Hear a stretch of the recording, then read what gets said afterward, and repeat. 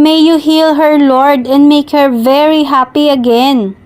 Ito ang saad ng TV host na si Vice Ganda nang ipag-pray over nila ang co-host na si Kim Chiu sa segment na Especially For You ng It's Showtime. Hindi nakaligtas si Kim Chiu sa panunokso ng It's Showtime co-host tungkol sa pagiging single niya.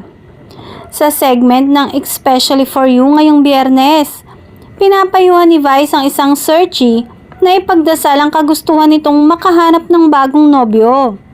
Nagpayo rin ang co-host nilang si Ami Perez na ilista ang mga katangiang hinahanap sa isang lalaki at pagkatapos ay ipagdasal iyon.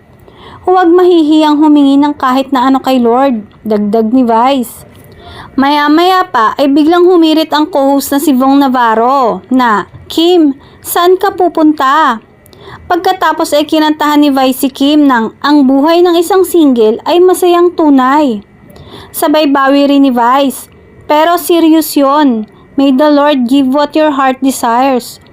Naiiling man, sabi ni Kim, salamat, ang layo ng narating, pero salamat. Dagdag ni Vong, nandito lang kami. Sabay tukoy ni Kim sa kanyang love life, in time.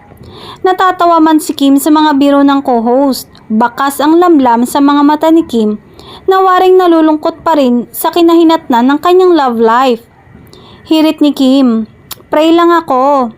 Dito na nabaling kay Kim ang alaskahan ng grupo. Pray tayo with Kim, hirit ni Vice. Hinabol nila si Kim na iiwas sana sa tuksuhan.